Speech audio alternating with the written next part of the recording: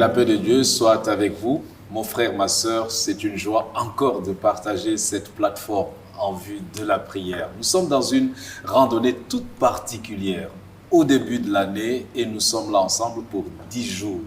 Et nous sommes rendus à ce 3e jour de prière. Nous bénissons Dieu pour l'opportunité qu'il nous donne d'apprendre à ses pieds comment prier, comment converser avec lui. Et pour nous mettre dans l'atmosphère de sa sainteté, comme toujours, nous allons rentrer dans l'adoration. Nous allons aborder un sujet très particulier aujourd'hui. Comme nous avions demandé à Dieu de nous enseigner à prier, il va nous permettre aujourd'hui d'être plus précis, plus précise dans notre façon de lui demander. Et rien de moins que la louange ne devrait nous accompagner pour commencer. Et aujourd'hui encore, nous allons bénéficier des merveilleuses voix de nos frères et sœurs qui vont élever le nom de Jésus-Christ. J'introduis la sœur Léonie, le frère Narcisse qui vont chanter accompagnés par Dr René Kamonou.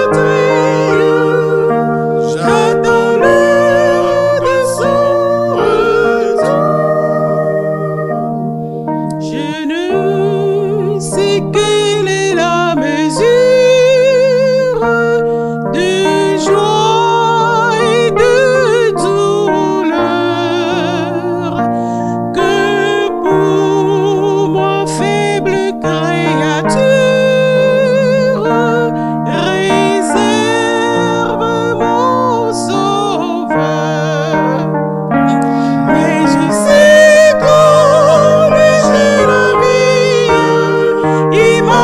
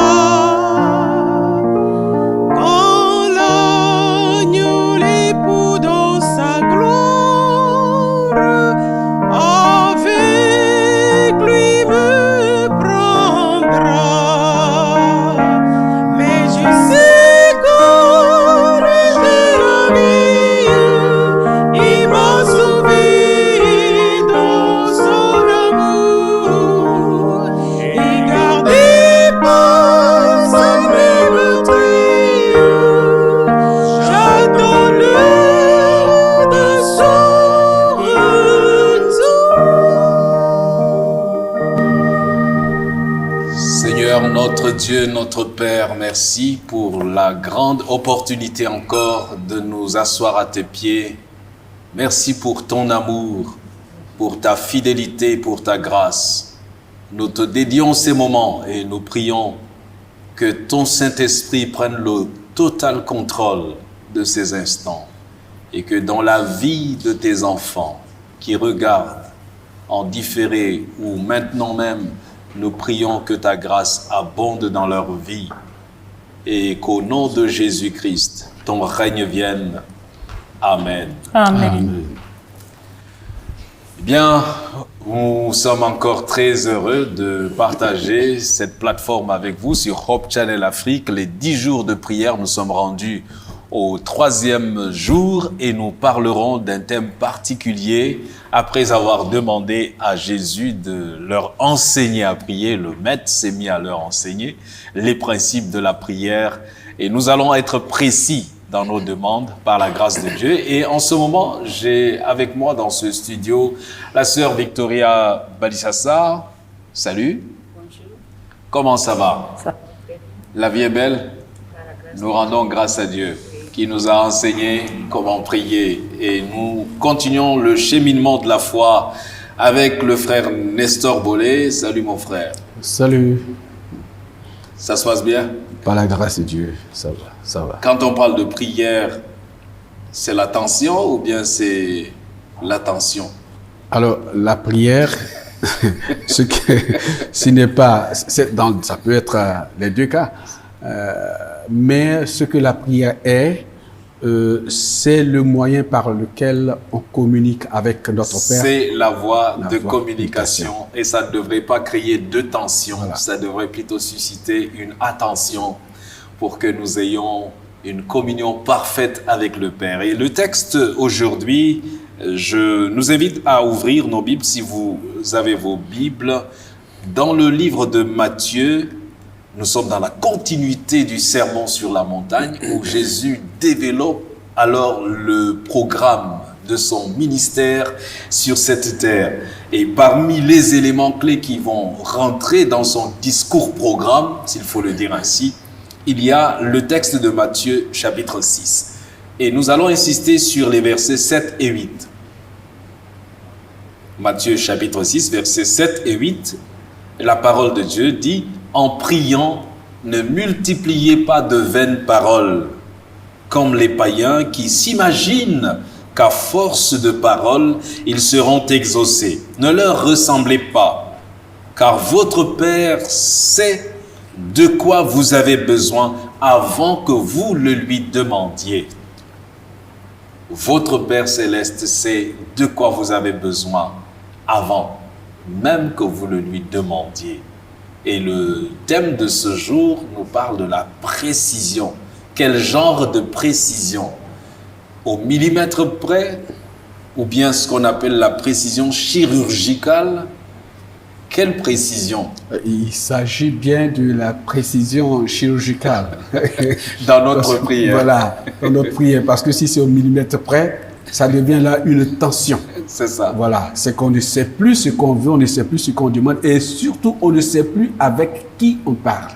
Mais quand on sait qu'on parle à un Père et qu'il est prêt à nous donner ce qu'on lui demande, on va avec précision. Et si vous me permettez, vous savez, la prière de Jésus, cette recommandation qu'il a faite, il a dit, si un enfant demande du pain à son père, est-ce que son père va lui donner un scorpion et cela?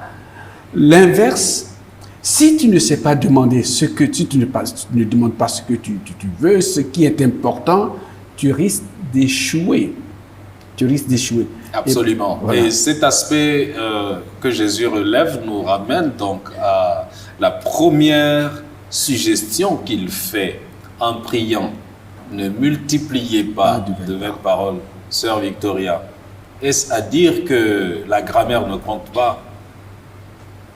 C'est-à-dire l'alignement des phrases, la beauté du discours dans la prière.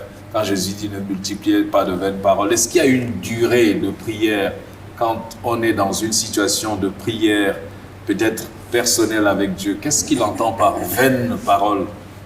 Non, c'est parce que quelquefois on veut prêcher à Dieu. alors qu'il sait ce qu'on a besoin, il sait ce que même on va dire. J'aime bien ce que tu dis, on aime prêcher à Dieu. Si tu as fait, il faut dire, papa, j'ai faim. C'est fini, il ne faut pas commencer à dire, mais hier, tu sais que je n'ai pas mangé tôt. Ou bien, il n'y avait pas la nourriture. Dis à ton papa que j'ai faim, je vais manger. Et c'est encore mieux d'être direct et de dire avec précision ce dont on a besoin. Est-ce qu'il y a une expérience où vous avez demandé des choses, par exemple, à Dieu, avec une précision, et il a exaucé? Alors, personnellement, cette histoire, lorsque j'étais encore en cité universitaire, j'avais mon voisin qui avait ce gros poste radio-là. Ça m'embrouillait vraiment entre 4h et 6h, parce qu'il jouait de la musique, il jouait du makossa. Vraiment, c'était... Le makossa, c'était un rythme camerounais. Camerounais, c'était du continent. Voilà, c'était un Camerounais, il jouait du... je crois que c'est Moni Bilé ou quoi. Oui. Oui, vraiment, ça m'embrouillait. Alors, j'étais fâché un matin. J'ai dit, Seigneur, il faut que ce poste-là se taise parce qu'entre 4h et 6h, moi, je dois prier. Et puis, le jour suivant, quand il a commencé, j'ai entendu bouf. Et il a sauté, il s'appelait Didier, il a sauté, il a dit voisin. J'ai dit voisin, quand je vais, le poste était en feu. Didier, désolé, c'était lui qui avait prié pour que le bruit ne puisse pas empêcher sa connexion avec Dieu. Il ne faut pas le poursuivre. Non. Le Seigneur a exaucé sa prière qui était précise. Tu as fait une prière aussi comme ça, précise, oui, à Dieu? Il y a une fois, j'avais l'habitude de regarder les films du Nigeria.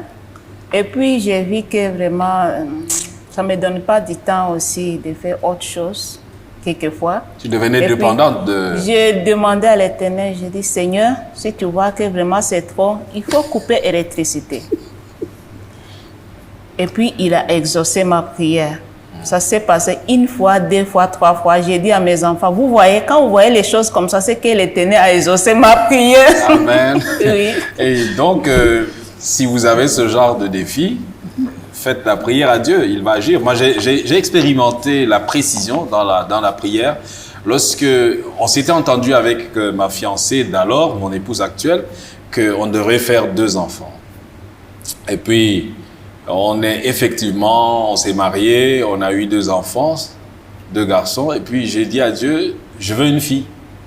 Mon épouse n'en voulait plus, mais bon, je n'ai pas discuté avec elle. Je suis entré dans le labo avec Dieu, à l'audience, je lui ai dit, Seigneur, là, maintenant, mon épouse ne veut pas, mais moi, je veux une fille. Et le Seigneur a créé la fille par la grâce. Amen. Elle découvre ça lorsque je prêchais un jour sur l'efficacité de la prière. Je ne lui avais jamais dit. J'ai partagé cette expérience et dit, ah, donc c'est toi qui as causé. Je dis bien, la précision dans la prière en vaut le coup. Et malheureusement, beaucoup de gens pensent que Dieu exauce au kilo de nos paroles. Et Jésus dit, ne multipliez pas de vaines paroles comme des païens. Ça nous rappelle l'incident sur le mont Carmel où vous voyez la longueur des prières et l'efficacité de la prière du prophète Élie. Les prophètes d'Astarté et de Baal, ils étaient en tout 850.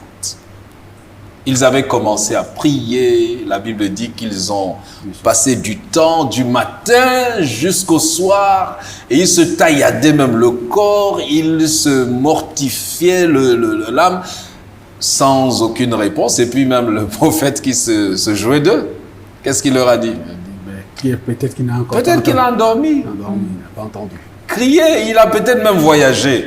Quand vous allez faire du bruit, il pourrait revenir. Mais quand le moment était arrivé où le prophète Élie, c'est l'heure de l'offrande, lorsqu'il a pris la parole, je ne pense pas qu'il ait fait 30 secondes. Cette prière n'a pas fait 30 secondes. Et le Seigneur a manifesté sa gloire, le feu est descendu. La prière qui fait descendre le feu du ciel n'est pas forcément la prière prononcée pendant des heures et des heures. On ne flatte pas Dieu.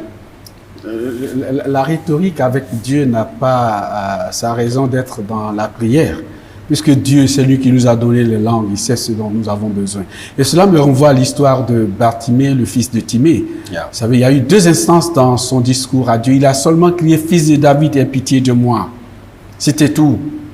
Et alors le fils de David vient à lui et il le voit, il demande « Qu'est-ce que tu veux que je fasse de toi ?» Parce que la prière de Bartimée n'était pas précise. Alors, il fallait Et qu'il pitié l'emmène. de moi, est-ce que tu voulais que je rembourse tes dettes? Voilà. Or, Est-ce que tu voulais... Bartimée avait un seul problème. Oui. C'était la vision. Il sait que s'il voyait, il pouvait aller au champ, il pouvait travailler, il C'est pouvait ça. faire tout. Il n'a pas demandé. En fait, ça fait partie du long discours que nous avons lorsque nous prions. Quand on ne sait pas notre besoin, il a dit « Je veux voir ». Et Bartimée a vu. Il a recouvré la vue Il a recouvré parce la que vue. sa prière a été précise. Et cette parole de Jésus, d'ailleurs, quand il dit « Ne faites pas comme les païens qui pensent qu'à force de parler, Dieu va les écouter ». Ce n'est pas par notre grammaire, par nos phrases, par notre syntaxe bien arrangée, ce n'est pas par notre orthographe recherchée que nous rédigeons des prières qui sont correctes, qui vont être exaucé par Dieu, mais il s'agit bel et bien d'une relation avec le Père qui sait de quoi vous avez besoin, une relation d'amour. Y a-t-il un aspect de ce texte qui vous intrigue, Maman Victoria? Tout est clair?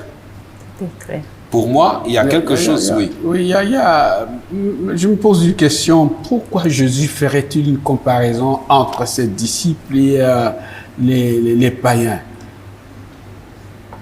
Je ne sais pas, ça m'intrigue quelquefois. Pourquoi il fait cette comparaison? C'était pour attirer leur attention sur les pratiques qu'il y avait. N'oubliez pas qu'ils étaient entourés des nations païennes dans lesquelles la plupart, ils étaient éparpillés à l'époque, et il fallait leur faire savoir que Dieu n'est pas ce Dieu au cœur dur devant lequel il faut vraiment frapper. C'est vrai, il demande qu'on persévère dans la prière, mais pas dans la psychologie des païens qui pensent que ce Dieu, il est allé en voyage ou il a fait quoi que ce soit. Mais Jésus attire l'attention sur cette importance. La persévérance, en fait, c'est un peu différent du bruit qu'on fait. La persévérance, c'est différent du « m'as-tu vu ?» C'est ça. Crier à haute voix, comme les prophètes de Baal le faisaient. Yeah. Le prophète avait raison, il dit non, allez-y encore crier, peut-être il dort ou il est loin. Voyez-vous, la précision dans la prière est de taille. Donne-moi, comme la sœur Victoria l'a dit tout à l'heure, j'ai faim. C'est ça. On sait que tu as besoin de manger, mais quand tu vas dire hier soir, mon plat n'était pas rempli, il n'y avait pas beaucoup de ceci et cela, Dieu n'en a pas besoin. Qu'est-ce que tu veux? Jésus a posé la question à Bartimée, qu'est-ce que tu veux? Qu'est-ce que tu veux? Et ça, c'est un point sur lequel nous allons donc conclure avant de rentrer dans la prière. Votre Père Céleste sait de quoi vous avez besoin avant que vous le lui demandiez. Et s'il sait, pourquoi donc devrions-nous lui demander? Pourquoi ne nous donnerait-il donc pas ces choses sans que nous n'ayons recours à la prière? Juste parce qu'il est un Dieu de communication, un Dieu de relation qui veut nous entendre, qui veut que nous parlions des détails les moindres de notre vie. Et pour te permettre de rentrer dans ces détails aujourd'hui, le Seigneur va t'amener à regarder à quels aspects de ta vie tu voudrais le voir agir pour que ton témoignage retentisse. J'ai demandé si et le Seigneur m'a exaucé. Nous allons rentrer dans cette prière maintenant. Louer d'abord le Seigneur de ce qu'il nous enseigne à prier et puis lui demander la force de nous permettre de nous habituer à lui parler dans la prière et qu'il nous enseigne à être précis dans nos demandes, à réclamer des promesses précises. Seigneur, tu as dit si dans ta parole, je veux que tu réalises cette promesse dans ma vie. C'est ce que nous allons faire maintenant. Nous allons commencer par la sœur Victoria et puis le frère Boulet, Nestor et moi, je vais conclure dans cette première tournée de prière. Notre Dieu, notre Père, nous te sommes infiniment reconnaissants pour ton amour et ta bonté. Merci aujourd'hui de nous avoir l'opportunité de venir devant toi. Seigneur, tu sais tout ce que nous avons besoin. Mais Nous te le disons parce que tu veux que nous soyons tes amis intimes. Amen. Seigneur, enseigne-nous à prier. Enseigne-nous à venir devant toi parce que tu es notre Père. Chaque jour, chaque seconde, nous avons besoin de toi. Amen. Sois avec nous, ô Père Céleste, au nom de Jésus que nous t'avons prié. Amen. Amen. Dieu, notre Créateur, nous te bénissons, hein, nous te glorifions, nous t'exaltons pour ce privilège que tu nous donnes. Merci pour cet enseignement.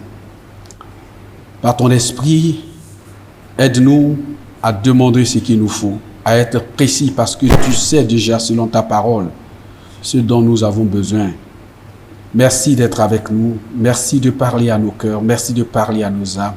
Merci de guider toutes choses en nous pour la gloire de ton Saint-Nom et pour le salut de nos âmes. Au nom de Jésus-Christ de Nazareth, notre Sauveur. Amen. Amen. Amen. Seigneur notre Dieu, merci pour ton amour immense, pour ta bienveillance, pour ton sacrifice consenti à la croix du Calvaire, pour Jésus-Christ qui est venu, qui nous enseigne à prier.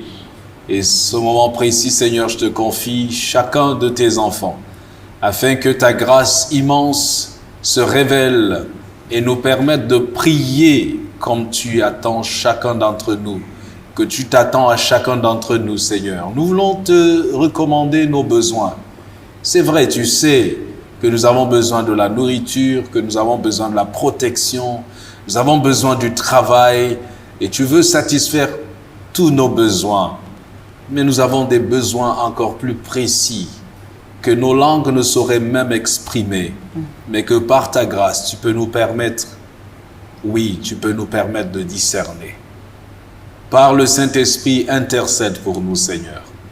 Enseigne-nous à mettre des mots sur nos mots, afin que ta gloire se manifeste dans notre vie. Amen. Enseigne-nous à être précis. Amen. Et révèle-toi pleinement à tes enfants qui regardent et qui veulent avoir une vie de prière épanouie. Que ton Saint-Esprit se révèle à la seule gloire de ton nom. Et par Jésus-Christ, notre Seigneur et Sauveur, nous avons prié. Amen. Amen. Et nous allons écouter à présent une merveilleuse mélodie qui va nous permettre de faire asseoir ces paroles dans nos cœurs et les méditer.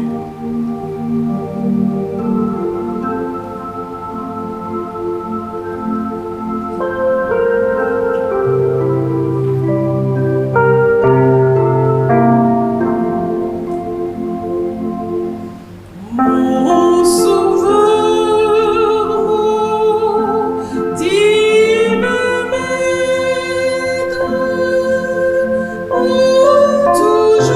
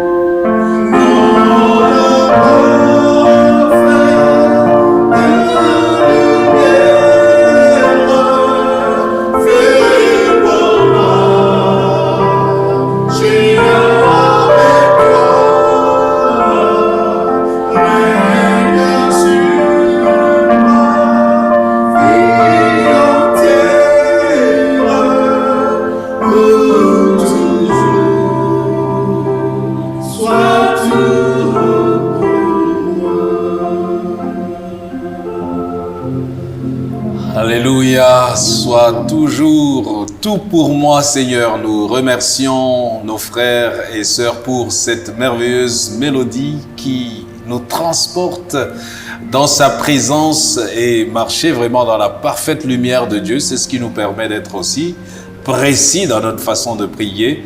Nous allons nous retrouver encore demain pour un autre sujet tout aussi important. Nous allons parler de la prière non exaucée. C'est une expérience assez complexe lorsque nous parlons à Dieu et nous croyons qu'il ne nous écoute pas. Il vous arrive d'avoir cette impression? Quelquefois. Qu'il ne... Quelquefois, on pense que Dieu n'a pas entendu. Ou alors que bon, il ne veut pas répondre. Et pourtant, sa promesse est certaine.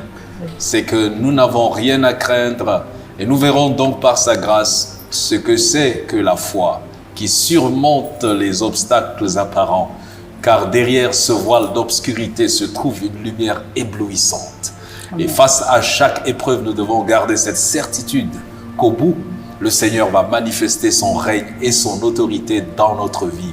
Pour clore donc ce programme, nous allons encore offrir une prière d'intercession particulière pour quelqu'un qui se bat dans son expérience avec Dieu, qui n'arrive pas à s'en sortir, qui n'a pas une vie de prière épanouie, qui a la paresse, qui n'arrive pas à se lever très tôt le matin, qui n'arrive pas à consacrer du temps à Dieu. Nous allons demander à Dieu de visiter cette personne et nous allons conclure par cette prière.